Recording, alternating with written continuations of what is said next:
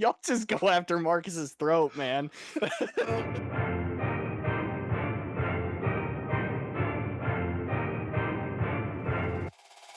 What's going on, everybody? Welcome to the ISRL podcast post Talladega 200, I think. You've got myself, Clinton Seymour, driver of the number 2 car, and we've got Kyle Camper, driver of the 91 car, and we have two special guests, not one, but two special guests tonight. I'm going to let them introduce themselves. Which one of you guys wants to go first? I guess I'll go first. What's up, guys? I'm Zach Lindgren, driver of the number 85. And this is Michael Dorsey, driver of the number 3 Lowe's Ford Mustang. Heck yeah, dude. I don't know that I've ever heard your voice at all, Michael. So this is pretty cool. I feel really special. I'm probably like the Paul Menard of the league. Well, shoot, we've got these two guys on today because they've both won a race, and we wanted to start interviewing the race winners, and Michael was good enough to win tonight. Michael, I mean, you can break down the whole race if you want, but you go ahead and break down the last couple laps there. So right there towards the end of the race, I just committed to taking a full tank of fuel and 4 tires, and all night long I came from the back to the front and really liked the package that we ran tonight. You could be, aggressive, not to take anyone out, but you could put your car in places that you probably wouldn't be able to with different types of setups. Just felt really good all night and was confident, had fresh tires, and really could run anywhere I wanted to. And I don't know. The restrictor plate tracks are usually my better tracks. Ovals in general, haven't ran too well at the road courses this year, but just confidence tonight. Had a last 2 weeks, a lot better runs on the ovals, and was just able to bring it home tonight. Yeah, dude, that was incredible. I'm looking at the last 2 laps right now, coming out of 4, and I know this is also going to be on YouTube tonight for our Spotify and Apple Podcast listeners. So if you want to see what we see, you can check that out. But yeah, you didn't. You certainly didn't start at the front. You had to make some moves. Looks like going into the final lap, you were leading the outside lane there, and I don't know. I mean, I reckon you must have missed all the junk that happened there on the backstretch going into 3. Yeah, we missed it, and I'm not watching it right now, but I think the 77, if I'm not mistaken, I think he was tucked up behind us, and he had enough juice in the tank and a cool enough engine that could really push us hard that last lap, and got a little bit squirrely there at the end, and someone got into my left rear, but it was just enough. It was a really killer finish. Not the first time I've won a race sideways or backwards, but and at Talladega. So you never know what you're going to get at Talladega. It's a fun race, and honestly, I felt like we put on a really good show tonight. And I know there's a lot of people out there, usually on restrictor plate tracks. Most people walk away pretty upset because everyone's got a chance at winning at the end, but we just were right there all night long, just try to be dominant, lead some laps. Haven't led a lot this year, but again, just kind of a confidence booster these last couple of weeks, doing better at the ovals, and we was able to bring it home. So can't say enough, about Elite Motorsports.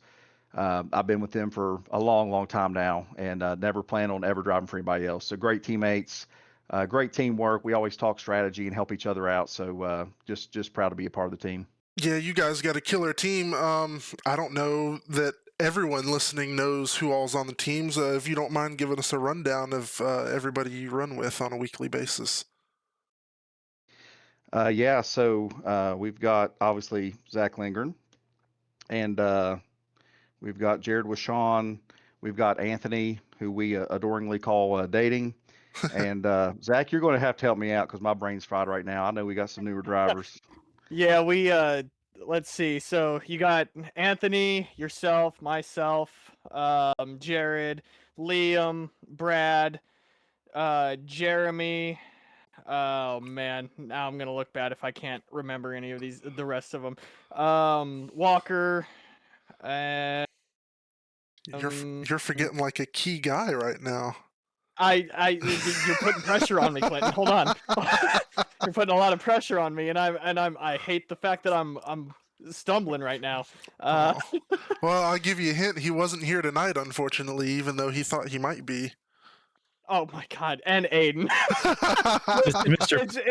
It's been a while since we've ran with Aiden. Okay, you got to give me a break. Mr. Penguin, Yeah, Mr. Penguin himself. Gonna be down there waddling with him. right? Yeah, No, I was thinking about that early in the race because there was a few of y'all who were in the back, like way in the back, and I'm like, what are they doing? Because you guys seem to be pretty split up at the start, and maybe the first, I don't know, 20 laps or so. But you guys were leaving a sizable gap between, I forget which one of you three were leading in the back, and then there was, I don't know, 4 or 5 cars, but you guys were making it work, and the inside could never gain momentum or clear themselves off of you, but you guys weren't really, I don't know, the way you guys were doing it was, I've always kind of wondered how you guys make it work on super speedways so well, and then to see y'all up at the front later on, I think after that first set of pit stops was like, damn, they got something working for them. So it's cool to see every time we do this. yeah, heck yeah, And absolutely. I think Dorsey can attest to it, but usually like at super speedways, if we qualify like way outside of each other, not like really close, if we qualify outside, we'll kind of like base on base what we're gonna do based off of that. Like if we're gonna go hard, if we're gonna fade to the back, if one of us wants to stay up front, or if we all kind of want to go to the back. And usually at super speedways, we kind of usually take the first 10 to 15 laps just to kind of see what the racing is going to be like and what we kind of want to do, and then we base off of what we're going to do for the rest of the race from there. So yeah, usually some guys like to start in the back or usually like to fade to the back just to kind of get an idea. Some guys like to run around in the middle of the pack just to kind of also get an idea of how everybody races, and then usually at the end of the race we're usually right next to each other and know what to do from there. I tell you what, if there's one team out here that knows how to race super speedways, it's the elite guys, because they always start in the back, and by the time the race is over, they're always up front. Yeah, I will share this. There was 40 cars in the field tonight, and I thought for sure that there was going to be some conversation about going to the back. And I think at one point somebody was like, "No, we got to go to the front." So there was no laying back tonight. And Wow. honestly, it didn't turn out to be a great night for everybody. But that was kind of the goal. It just kind of spur of the moment. Let's go to the front. And so I made a comment before the race started. I was like, I don't care where I finish. This season's been upside down for me, but I really did care, but I was like, let's just drive hard, go to the front, and it was a good win for the team. Yeah, I think deep down we all care. Well, shoot, I don't have the replay handy, so unfortunately I'm not going to be able to show it on for YouTube. But Zach, you won last week, and I'd like for you to do your best at least to break down the last couple laps for us. Yeah, so last week being Kansas, it was a really fun race. The car was like loose and tight at the same time. It was really really tight in 1 and 2, and if you were able to get off of 2 in a really good manner, you're able to have a good run in 3, and you could run any lane you really wanted to, which was also really fun. Usually Kansas is high side dominant, and with the new build and everything, it's turned into a low side dominant. But with the setup last week, you could run low and high. And heck, there for about the middle portion of the race, it was me, Aiden, Hyder, I believe, was in the mix. Trafari, which I got to give a shout out to Trafari. He's turned it on uh, tenfold this season. Every time we're up towards the front battling, he's always right there. Homestead, him and I were battling. Obviously Kansas, him and I were battling. But yeah, no, after the green flag pit stops, we had that caution come out, and I thought I was kind of dead in the water because everybody was regrouped up. I had Kyle, you were kind of in that battle too. It was Hyder and Aiden, and I think you were just kind of laying behind him, and I was trying to run him down, and I was able to do so, and I was able to get by Aiden, and then a caution came out, so I thought I was dead in the water just because it was going to regroup everybody. And luckily enough, I was able to hold off Connor. He had a big charge with like 3 to go, and I think either he caught the wall or something happened and he kind of slid back, and I was able just to hold on from there. But it was a really fun race. It was, like I said, you could run really anywhere you wanted to, low, high, whichever one you preferred, and there was momentum in each line. So it was a lot of fun at Kansas, and I I say lucky enough, but lucky enough to come out with the win. Heck yeah, that Kansas setup was on point. I mean, all the setups this season have been on point so far. Um, normally you expect a super speedway setup like tonight to be pretty on the rails, not much going on, but Aiden really knocked it out of the park with a setup that you really had to drive, especially a few laps into it. So yeah, these setups have absolutely been on point. A lot of great racing last week. The last few weeks, honestly. So yeah, it's been great. Shoot, if I reckon we'll go ahead and get into a little bit of race review then. Kyle, where do we have our first? Well, I guess we haven't really talked about our race yet either, so I'm going to defer this to Kyle at first. Yeah, I mean, it was, typical Talladega for the most part, at least from my standpoint, where we just kind of rode for a while. Thankfully, we avoided all the big stuff. I really don't even remember the first caution. I do. But I don't even remember. 19. I believe it was terrible net code between Simido and Lily, and the net code caught Lily, and it just turned his car around quick. And I think it involved the 53, the 02, the 98, and myself. And that's what eventually took me out of the race. That's why I say I know what caution it was, but I believe that's what that one was. Yeah, I just saw it there. Yeah, that was.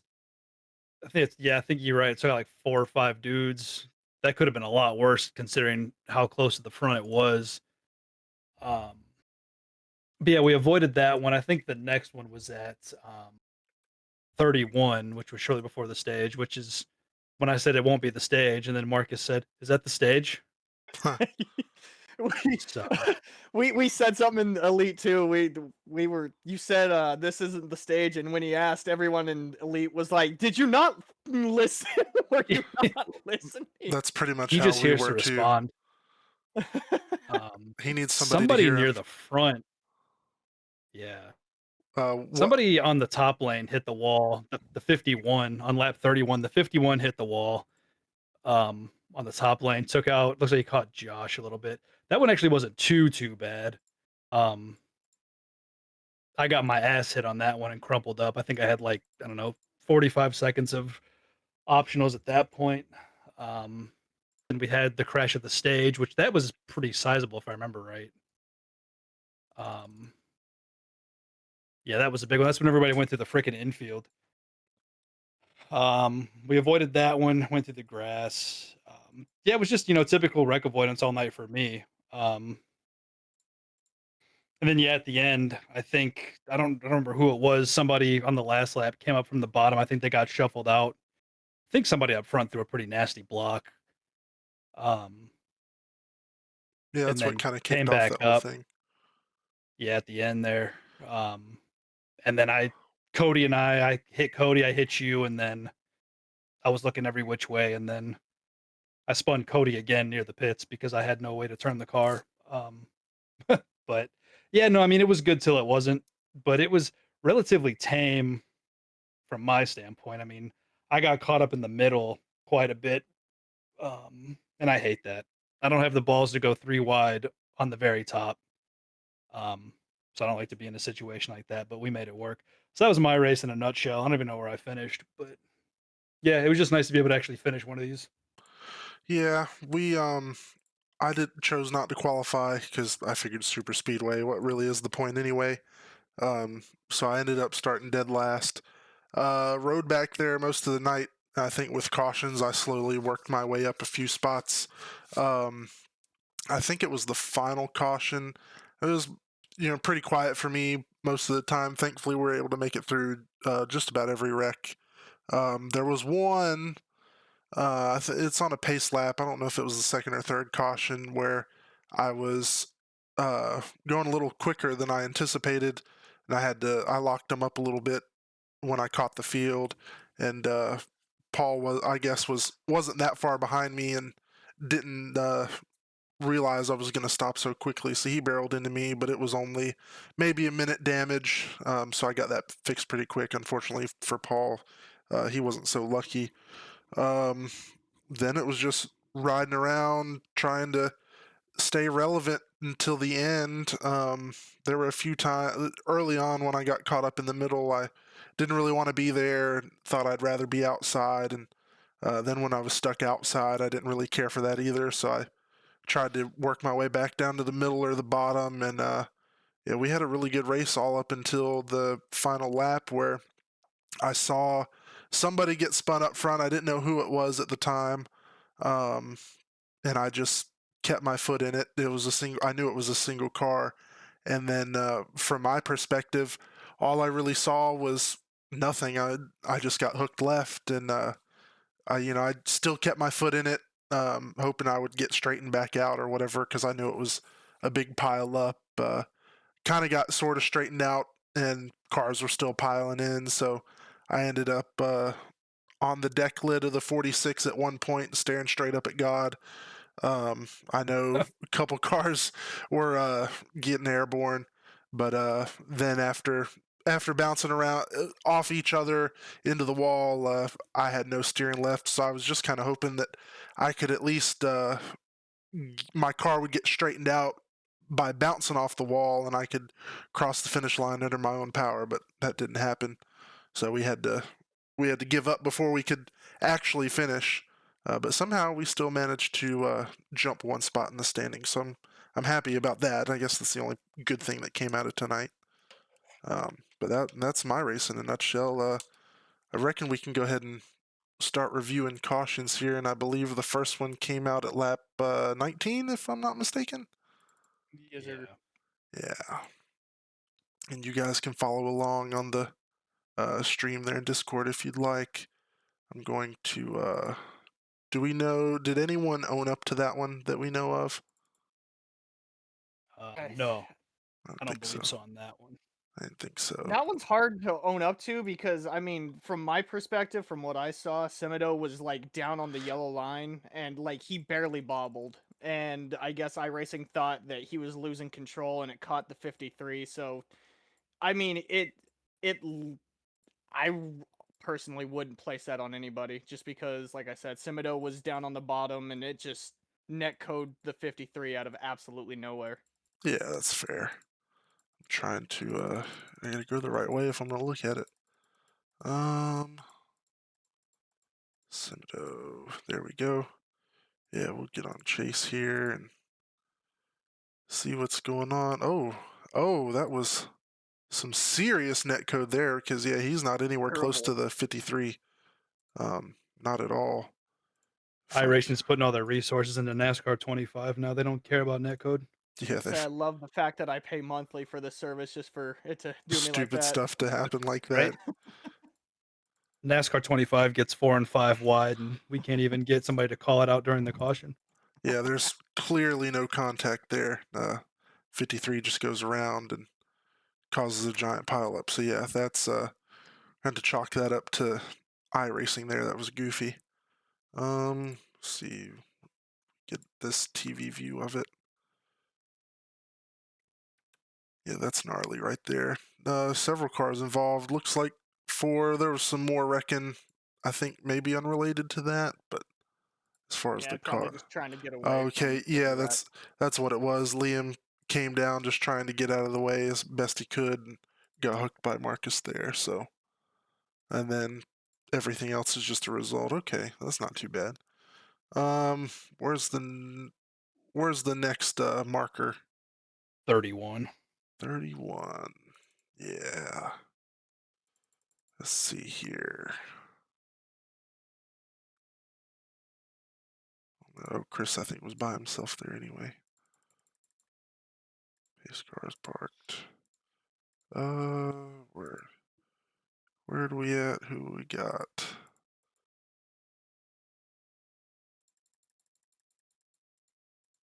I don't see anybody flat up wrecking.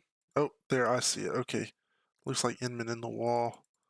Is that the one where it was up top and somebody hit Yep. the wall up top and yeah.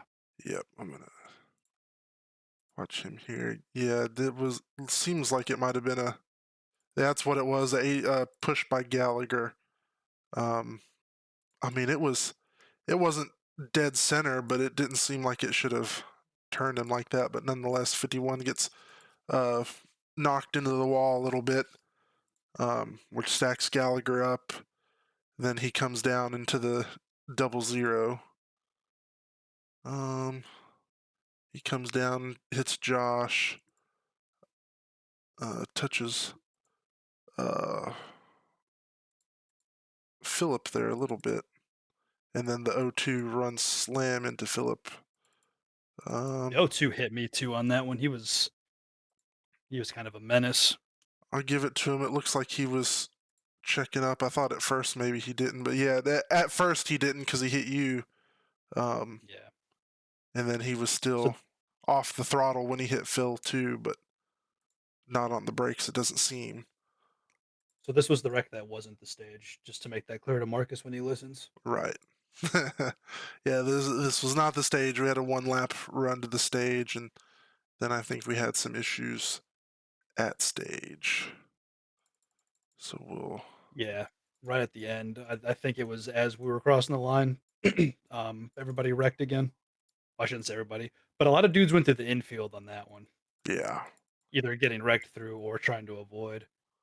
Try to look at that and see where that came from. This wreck actually produced my idiot of the week. Ah, I see. I see already. So we'll I think go. that's the one Daryl got taken out in. Josh got taken out. A lot of dudes. Yep. Aiden Smith is who I need to click on. Oh, Jared got eaten alive in that one too. Jesus.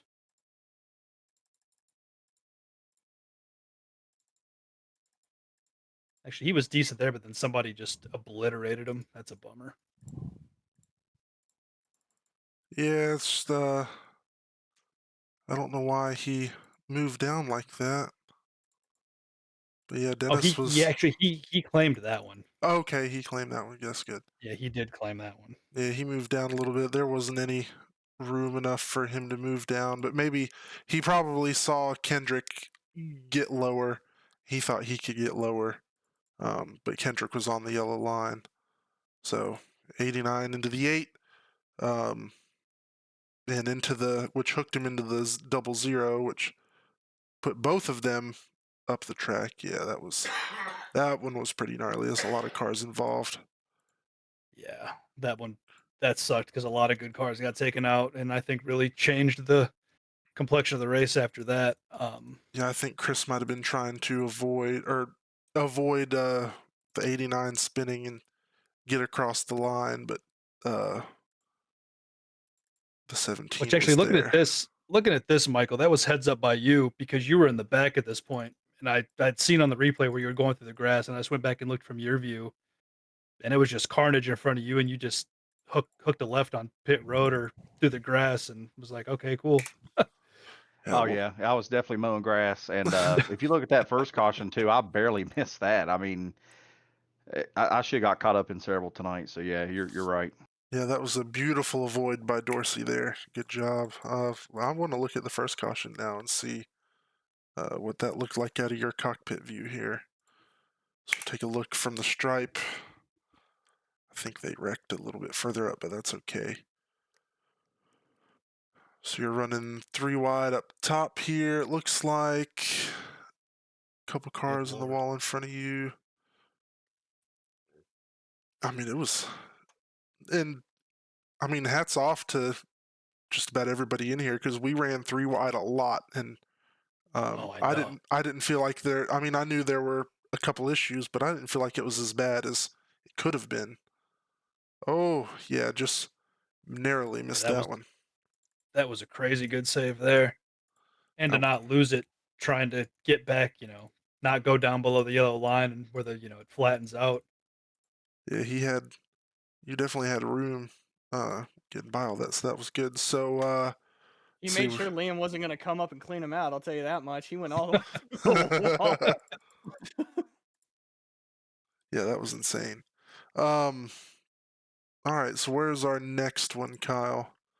The next one's at 56, which is funny because somebody said Oh, that Marcus thought it was on him, but I'm looking and he almost caused it between him and Kirby coming to the line on 55 to 56.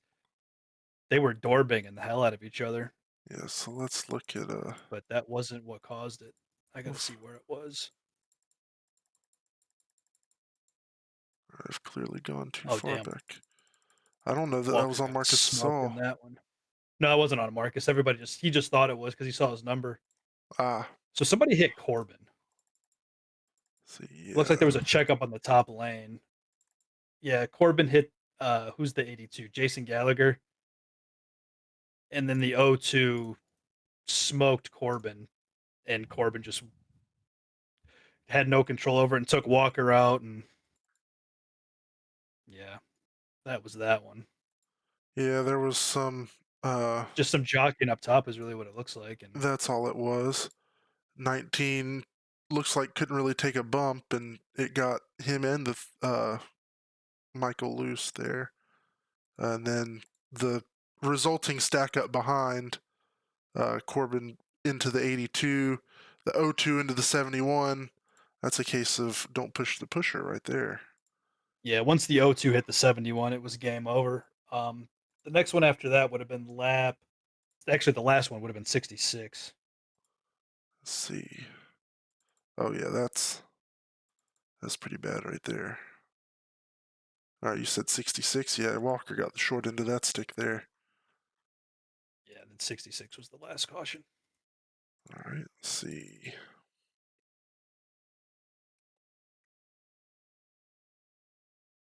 Oh, there it goes. Yeah, we've got looks like the 97 was involved there. Yeah, it looks like he caught. He's on your team, the 05. That's Brad. Yeah. Brad. Yeah, yeah.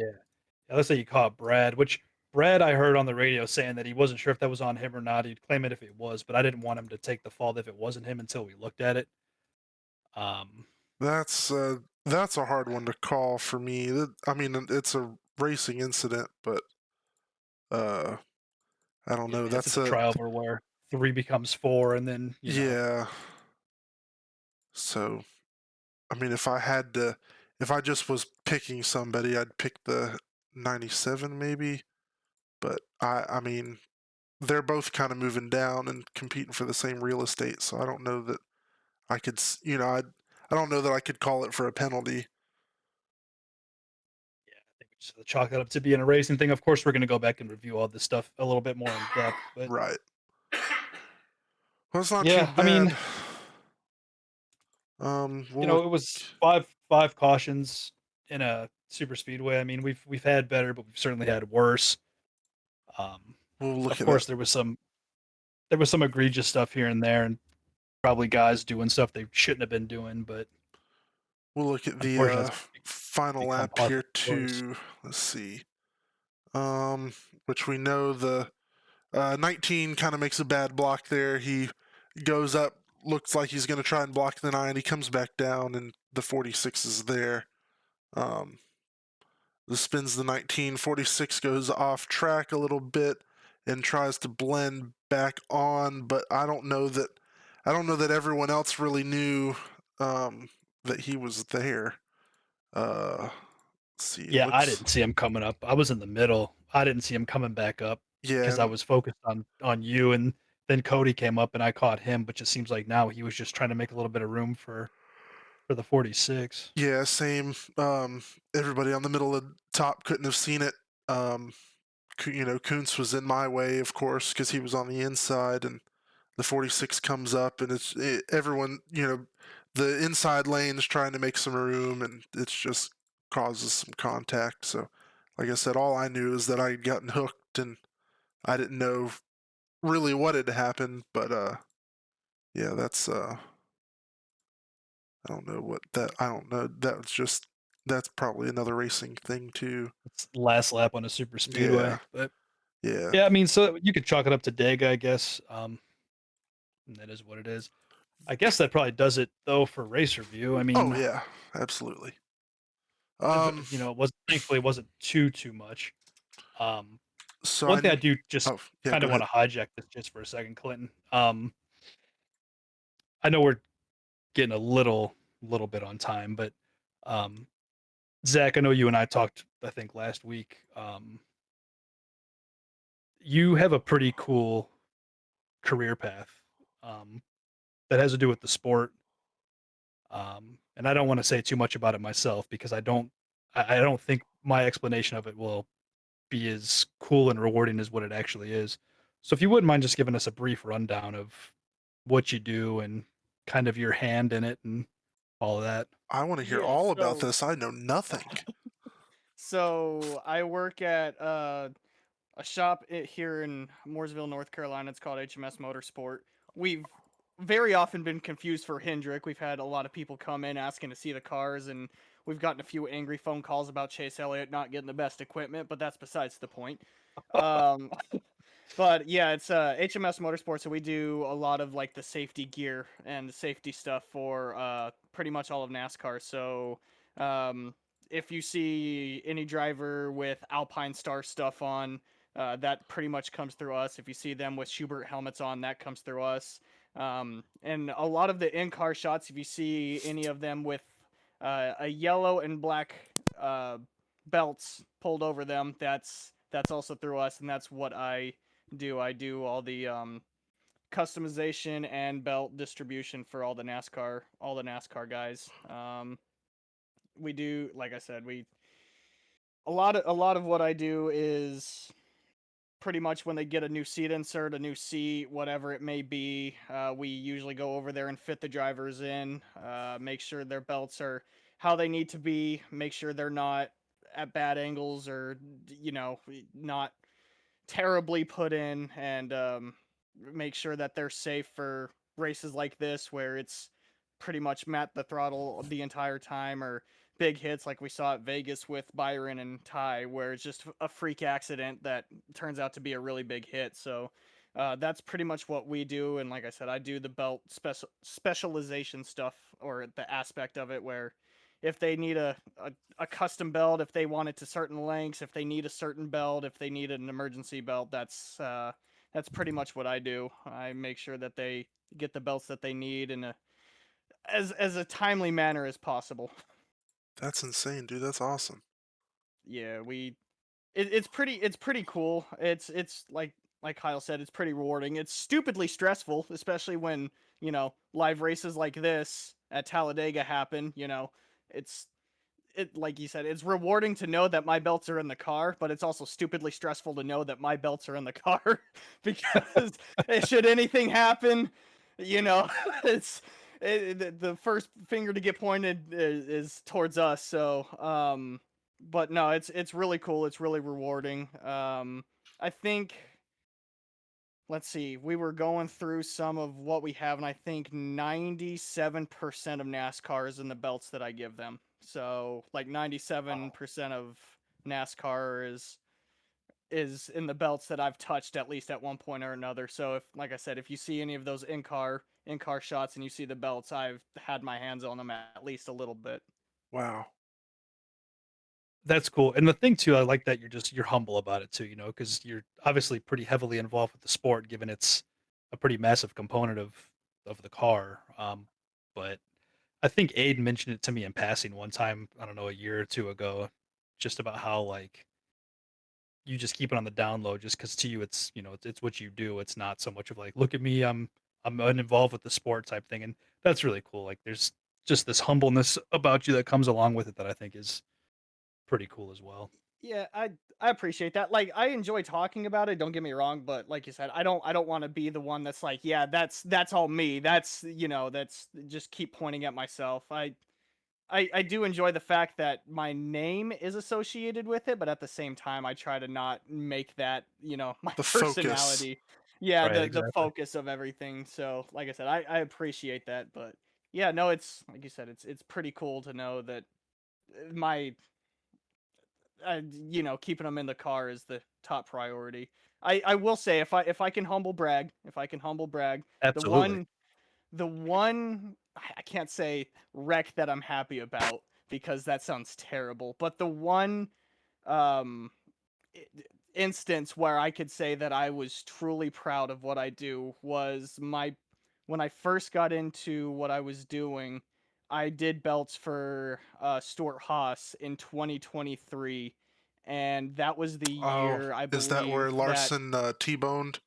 I forget who it no, was. well, that would Priest was actually so yes, he T-boned Priest, and we got the belts back from that. But it was actually Priest's big Daytona Okay. flip where he went Oh like yeah. all down the back, and I was terrified because I was like 3 or 4 months into the job at that point, so I was relatively new, and my belts were immediately tested, and we eventually got the belts back. We had to send them off to Germany to make sure that they were good. So even after the belts had already gone through the field test pretty much with Priest flipping, we sent them back to Germany and they went through another strength test to make sure that nothing was going to snap, and the belt still came back positive. So Good. I guess that's probably the one humble or the one brag that I have is that wreck would probably be my where like all right, I'm doing something here.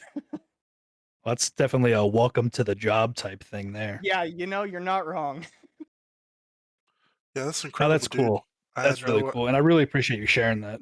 idea any of that was a thing, and I mean that's clearly a testament to you not wanting to make it all about you. So, dude, that's sick, man. I appreciate, like I said, I enjoy talking about it, but I don't want to make that a personality thing. So I appreciate y'all giving me a little bit of a platform for it. Of Yeah. course. Well, I think that's going to bring us to a favorite paint scheme, and I'm really curious to get everybody's ideas on their favorite schemes this week.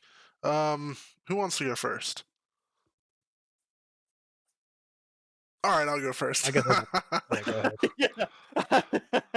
All right, so I'm gonna scroll through here, look at them all down the line, um, and I'll put a stipulation on it. We'll only pick the breast cancer schemes this week, and I mean a lot of people participated, but that's the ones I want to focus on. Let's see, we'll look through the field really good. I do want to give a shout out to Cody Webster. Uh, he changed the white part of his car to pink, and I mean, it just looks incredible. I don't know that I'm going to call that my favorite just yet. Um, Looks like AJ Hyder did the same thing. Just all the blue parts are now pink, and Chris incorporated that the pink ribbon in there in the scheme too. That looks really good. That might be my pick. Yeah, I think that's what I'm gonna pick. Oh well, no. You've also got the number 89, Aiden Smith. His Popeye's car looks really good. Um, if I had to pick between the two, I think I'm gonna go with the 89. It's the 24 looks amazing. It's great, but I mean, I don't know, that Popeye's car looks really good to me. I think it's just got to be the Mobile One cars for me because they're all the same. Yeah, I've always those liked the Mobile One schemes, but I think they're all pretty much identical. So it's David Smith, Corbin, Marcus, and they're mostly the same. Corbin's is a little bit different from everybody else's. yeah. Or I'm gonna give it to Marcus because I'm gonna shit on Marcus again this week. So I'll give him the nice paint scheme. I think see, between the 56, the 71, those two are different. Um it looks like the 94 might even be different too. So I think there is some individuality in these Mobile One schemes, which again, I saw Marcus's too and thought to myself, well, I'm going to pick Marcus's. His looks really good, but I just assumed that they were all the same, and they're not. So, but yeah, it's still 89 for me. Uh, Michael, Zach, what do you guys think? Go ahead, Dorsey. I like mine, to be honest with you. No, I do too. I do too. We talked about yours early on. How you have what was it? The DEI number with the Jimmy Johnson sponsorship. We're like, damn, this is wild. But I've always Yeah. thought your cars this year are really sweet looking. I'm a So big fan. here's the story. So I work for Lowe's, so that answers that. Okay, that's why Okay. you got Lowe's on the car. That makes I'm a sense. Chevy guy. I'm a Dale Earnhardt guy, but so that's why I've got the three. And then no one peer pressured me at Elite, but I'd always ran Chevys. And a couple years Yeah, ago, I okay. was like, okay, I gotta join the rest of my teammates. So that's why it's Ford, that's why it's Lowe's, and that's why it's number three. Yeah, you jumped on that Don't train a let him lot faster than Aiden did. Yeah, no doubt. Don't let him deceive you. Don't let him deceive you. It took years of Jared constantly, like, Dorsey, if you had a Ford, this would be a lot easier, Well, bud. yeah. This would be. Yep. I'm That's true. really curious to know how that conversation went with Aiden because he had just made the decision this season to switch. Well, I I can't really speak for Jared, and I don't know if he had much of a conversation with Aiden. I just know a little bits and pieces of it. Uh-huh. Like I just know because for a while they, like Dorsey said, always Chevy guys, and the Chevy guys like enjoyed running the Chevys, and I think it was just constant, just little pokes here and there. I would get onto Aiden, Jared would get onto Aiden, or we'd get onto Dorsey or whoever it may have been, and we just constantly be like, or we got Fords here, we got Chevys too, so I mean, I guess it's up to y'all, but You I don't just know if there was any talks between Jared and Aiden, but y'all just that's kind slowly of what it's been. y'all just slowly bullied everybody into Fords. I get it. That's cool. I wouldn't say bully, but That's funny. Peer pressure. yeah, maybe a little. All right. We still got Brad and Jeremy and Chevys too, so I guess I guess we Okay. got to start poking at them. Well, you have Yeah. Liam in a Toyota, so Well, yeah, Liam's a special exemption. We're trying to get Liam back on the Ford, and I don't think he's budging. That's funny. Dorsey, I don't know if you gave a scheme yet or not. I think we made you talk about yours. he said it was his own, which I can okay. respect. Yeah, that's fine then. All right, Zach, I think that leaves you. Man, I'm not gonna lie, I was kind of siding. I was looking at Dorsey's because before the pink paint scheme, I really like his like yellow and blue that he Yeah. has on it. So I was leaning towards Dorsey, and the black and white with the pink on it really looks good. And then if Dorsey was gonna pick his, I was like, all right, I can opt into the Mobile One cars, and then Kyle straight up took that one away from me. No, honestly, man. I do like the look of the Mobile One cars, I'm not gonna lie. I was gonna kind of give it a little bit of a nod towards Marcus as well. I do like the look of that car, but I really like the work that both Jared and Eli do to the cars that they paint. I mean, I know Jared puts in a lot of work to his paints. I know Eli puts in a lot of work to his paints. Clinton, I know you put in a lot of work to your paints as well. So there's a lot of cars in here that I guess I could pick. I would probably have to go with like a really basic one. I'm a nerd, and I'm not gonna lie, I'm kind of a bitch for basic things. I do kind of like Jeremy's, where it's just kind of the pink and white just kind of mesh together. So I'm kind of partial towards Jeremy's car. But I'm not gonna lie, I really like the look of the Bud car. If we're sticking with the pink paints, I'd probably have to go Jeremy, but I really do like the look of the 8. Well, thank you. I mean, I'll take credit for that one. No, yeah, that's cool. No, a lot of guys put a whole lot of work. I wish I could put more time into the ones that I do, but there's just no way. But yeah, like Eli, he always kills it. The guy, you Elite's always killing it with their schemes, and I really dig the way they do the paint previews. That's really nice. Dude, like this is the best. We've said it on here before. I think this is the best looking league in iRacing. I don't care what anybody says. Oh, I can agree 100%. Everybody brings their A game, and it's insane. Well, that's going to bring us to our favorite segment, Idiot of the Week. And I don't want to forget, once we do Idiot of the Week, we'll get to the other 2 questions that we never answered that Zach asked last week. So we'll get to those. But we'll start with Sports Idiot of the Week. And I'm going to let somebody else go first on this one. Okay, well, I'll raise my hand to this one. Perfect. There's a lot on this list, but being a Dolphins fan, I can put a lot of people on this list. Uh-oh. I think I know what's coming. It boils down to 2 people, but I'm gonna have to give this one to Tua. Oh. Yep. throwing 3 interceptions in a game and then throwing your coach under the bus because of it is a wild play. It's a play that I wouldn't recommend to anybody else. It's been a rough season with a lot of things, but this week I'm gonna have to give it to Tua. Like that's a wild play. The crazy thing to me was that he said, then he goes, "Oh, guys showing up late or guys not coming to players only meetings." It's like, homeboy, those are locker room things. Those things stay in the Yeah. locker room. Yeah, What are you just doing? spout it out on just in front of the media like that, and just to throw everybody under the bus while you're arguably the biggest name right now on the field. So, yeah, it's rough being a Dolphins fan, man.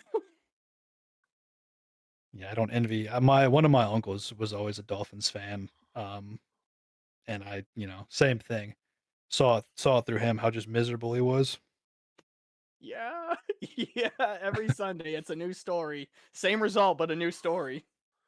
No um, doubt. I think I'm gonna have to give mine to whoever dropped the ball, letting William Byron know that Ty Dillon was pitting. That was pretty crazy. That was a terrible wreck. Glad everyone's okay, of course, but how do you not let people know that this guy's fixing to pit? I mean, he was lower on the track. I saw a video earlier that was shared in the league where SVG missed somebody. I can't remember who it was that he I missed. think it was McDowell. Yeah, and he was way higher on the track there.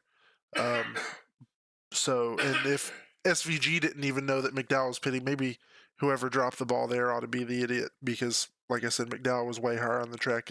McDowell could be at fault there, but yeah, I'm gonna have to throw it to, I guess, the spotters, NASCAR this past weekend, who totally dropped the ball, didn't let their drivers know what was going on. I think I'm gonna go Brian Branch with the Detroit Lions. I know that they were pretty pissed off after losing to the Chiefs the way they did, in I which the was Chiefs got 0 penalties called against them. Um, thinking of that. That was almost gonna be my pick, by the way. but what they were talking after the game, and he just punched JJ Smith-Schuster in the helmet with his hand, which is stupid anyway. But yeah, you can't lose your cool like that. And I think I saw today he was suspended for a game, which I guess he's lucky for him. It was only a game, but can't be doing that stuff, especially when you know that all the eyes are going to be on you. All right, Dorsey, you got one? Yep. So NASCAR's always been closest to my heart. I've just recently started getting to NHRA drag racing. Went to Charlotte a Nice. few weeks ago there, but number one stick and ball sport for me is the NBA. I got to go with LeBron and his second decision or the next decision, which turned out to be the Hennessy commercial, which I didn't care to even watch. And then he topped that with announcing he's going to be out for 2 or 3 weeks with sciatica. So, not a Wow. good look for him. I've been a Lakers fan since I was a kid. I'll never root for another team at the NBA level. And I think we're in for another long season, but I think it's going to be another circus type year with LeBron and just the anticipation of his retirement, the whole Bronny thing. But I thought the second decision and the announcement he's going to be out for a few weeks to start the season, I just thought it was a black eye this week. Yeah, Oh, I feel that. Mainly because again, you got all this, you can make this commercial and this whole big song and dance, and then now you're out for a couple weeks. That's Yeah. timing sucks, of course, but Well, yeah, man, so fans were going online and buying up tickets, right? They want to see LeBron the last regular season home game. Nosebleeds were going for $400 and $500, and then he just burned everybody. So it is what it is. that's crazy. That's gonna bring that brings the race next. I think we should go in the same order. Um, so Zach, I think that's gonna put you first. I'm gonna reiterate again for you guys too. This is in love. We don't want to make anybody upset or have anybody angry at anybody else. But this is a fun thing to do, so we're gonna do it and anyway. on track and off track are two totally different things. That Saying too. that I get to call out one of some of my competitors and not get shit for it. Okay. Exactly. Yes, Yeah. Just open we've floor. we've You're got sitting your with two back. admins. You're good. If anyone, Aiden even said this too. If anyone complains, like take it up with him. So we're allowed to do No, this. I We did race review at Kern a couple weeks ago, and we were trying to be mindful of like not saying car numbers or guys. And Aiden's like, "No, call that shit out." Okay, cool. So we just do it. Fair enough. Fair enough. I mean, I was only out there for 19 laps, and I didn't really see much of anything egregious. I guess my idiot, it really wasn't even on him. I guess the idiot of the week for me would be the 94. And again, it's not even on him. It's just the internet that he had to deal with tonight that caused the wreck that took me out. I'm a little salty on it just because it ended my race. I mean, obviously it's a super speedway, not much you could do. And again, I wouldn't say that it's him, it's just the internet, but if I had to pin it, it would be him, but his internet would be my idiot of the week. That's Okay. fair. Okay. I said I was going to go back and pick mine while I was looking at the race reviews, and then I kind of didn't. Oh, I'm gonna put mine on the 19. Ryan Arnold. Bad block, bro. You got sent for it. Sucks to suck, but it happens.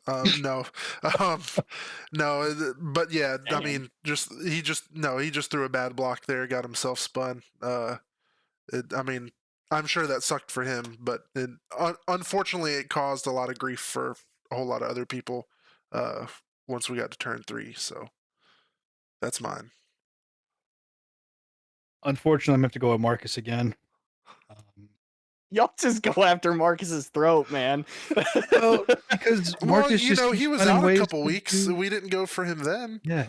That's true. That's true. No, so it was that wreck where everybody went in the grass on the infield to avoid it. And Josh was in a decent spot.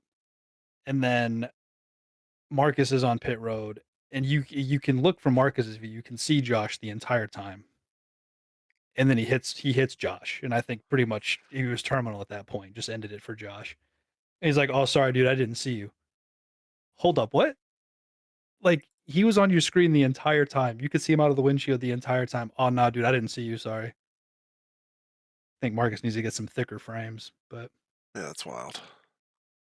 no, honestly, aside from that though, like from where I was at, I didn't see a whole lot of dumb stuff. Marcus is kind of just the low hanging fruit, which Marcus again, it's all love. We know we can pick on Marcus and get away with it. Yeah, I mean, I didn't see a whole lot of dumb stuff. Maybe there was one restart where somebody really jacked it up. I think it was on the outside where it just didn't move. I called that out a few weeks ago too. A lot of just dicking around on the restarts. That's really frustrating, but it's like traffic. It only takes one person to cause a whole thing. True that. Zach, or was it Zach, or who hasn't gone yet? Dorsey. Okay. Zach can go twice. I mean, I don't have to do this. No, come on, that's fine. Listen, I don't have a whole lot. I mean, I don't know. I watched the replay. I know the 9, at the very end kind of got up into me, and I don't know.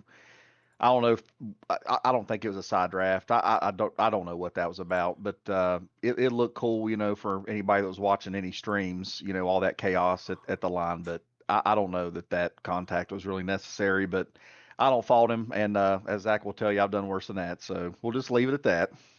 But yeah, that's about all I've got. I did enjoy blowing the doors off the 24 tonight. That was awesome. Hey, and everybody else in this league enjoyed that. I'm a little disappointed that he didn't root and gouge as much tonight as what he normally does. So I thoroughly enjoyed the number 3 passing the 24 Dega. So that's great. That's good. Real quick, just to go with idiots and races and whatnot. Dorsey, I'm going to clear the air with you. I took you out at Wilkesboro like 3 seasons ago for being a dumbass. Here's another formal apology. Dude, yeah, you're good. I promise. Anytime I'm around, I'm like, oh, I got to watch out for this dude because he owes me. Well, hopefully you don't call me a bonehead on a future podcast. No worries there. No. So we got a couple more questions I wanted to get to that Zach had asked last week. what has been the biggest surprise this season this far? And I'll just ask all three of you guys this question, let you guys answer it, and I'm going to start with Zach since he's the one that poses the question in the first place. I didn't think this one would come around on me. I guess obviously Hyder going 3 in a row, not really a surprise, but I think just the winners that we've had so far this season. I think with Dennis and Ryan at Auto Club, I think that was a pleasant surprise for everybody, just going at it and having one heck of a battle. Yeah. Having those two up there and battling out, Ryan barely able to get him. So I think that was a decent surprise, but not just the different winners that we've had this season. Obviously, Hyder being one of them, and I'm being one of them. But I just, like I said, Ryan. Let me go down here to the race history. Ryan being one of them. Kiloa, Corbin at Five Flags. So I think just the different winners that we've had, and obviously Dorsey going backwards to win this one. So I think just the different winners that we've had, and who they are, I think that's just been a pleasant surprise this year. As far as I go, I think that's just been a pleasant surprise for me. Yeah, that's a great answer. Kyle, you got anything? I'd say probably just the amount of people we've had on a weekly basis. I know that I think last season we had a lot of full fields too, or a lot of people, I should say. But it seems like this season has just been, especially like if somebody misses, somebody else who wasn't there the week before is there this week. So we haven't really had a shortage. I mean, it's had at least 33 plus. Yeah. I know in a lot of leagues you see once, after a few races, if guys are like, I don't have a shot to compete for a championship, they just kind of bail. But the fact that we've got such a good group who, even with a lot of the new guys, they're just here every single week. Despite some of the goofy stuff that goes on. That'd probably be my biggest surprise, just the fact that we have consistently large fields. All right. Dorsey, you got anything? Yeah, I don't know if this has been talked about on any previous podcast or not, but I'm just looking at the schedule. Five Flags later, Kern Raceway, Long Beach, Austria next week. Just the diversity of the schedule. It sucks for guys like me that don't like the flat road courses. Um, no lie, a lot of these tracks, including Austria, if I run that next week, that'll be a downloaded track for me. I don't even have it.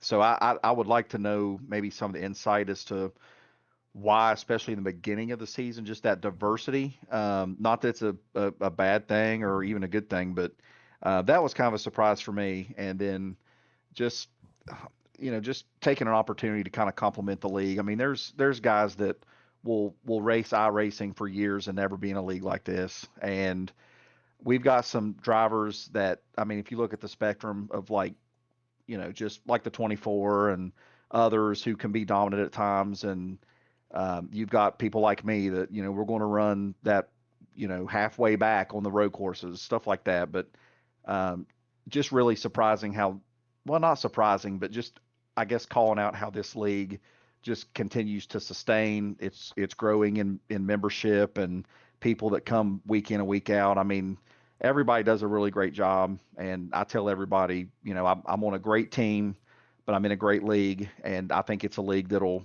probably outlast a lot of people like me and hopefully continues into the future a long time. But just like I said, the diversity of the schedule and then just how awesome the league is. It's growing.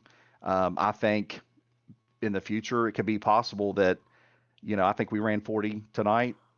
Yeah. I think down the road, you're looking at times where a lot of people are going home because we can't get any more than 40, 43 cars in there. So just kudos to the league and all of you guys, the admins, for everything that you guys do. But we've got a really good league here.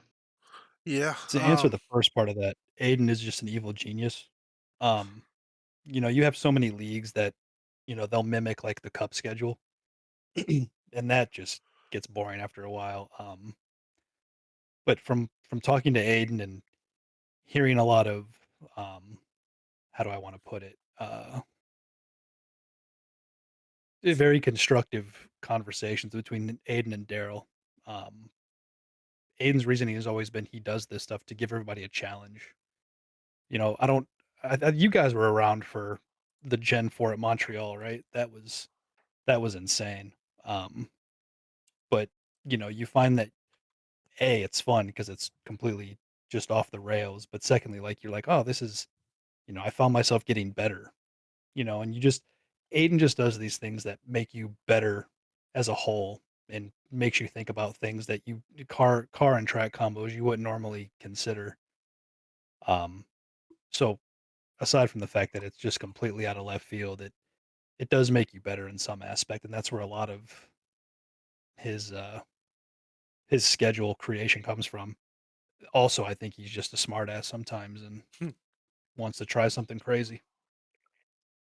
That'll do it.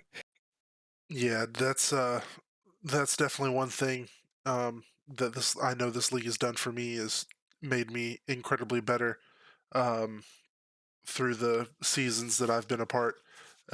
Which brings me to my biggest surprise. Um, I can't believe that. Which I mean, tonight doesn't really count because it's a super speedway and anything can happen. But Auto Club and Kansas both. I mean, I was able to run top 10, top 5 for a little while. To even get up there is a pretty cool feat, and then to stay there for a bit is even cooler. Unfortunately, at Auto Club, I shot myself in the foot with pit road mistakes. And then Kansas, unfortunately, Josh ran into the back of me because I checked up a little too early for the corner. But yeah, I mean, I'm surprised at my performance so far this season. The first few races, of course, weren't that good from my standpoint, but I mean, I'm just. It's cool to know that I could have a shot every week, and with all these amazing people in this league who are way more talented than I am, or could put way more time into the sim than I can. I mean, it's cool to be able to mix it up with them from time to time. Um, Second question, and we'll make this one quick. That way, everyone can get off at a somewhat decent time. But what surprised you the most at Kansas? Um, and for me, I'm gonna go ahead and just say uh, my my biggest surprise at Kansas was it wasn't me that took myself out of the race. My pit road execution was excellent, and I was again surprised that I was able to run as well as I did. I'm pretty sure I started from the back that race as well, and I made it up to the top 10 at least. Um, just another awesome setup. Uh, was Gave us the ability to actually drive the car around, and it's like Zach said. I think you could really put the car anywhere you wanted to.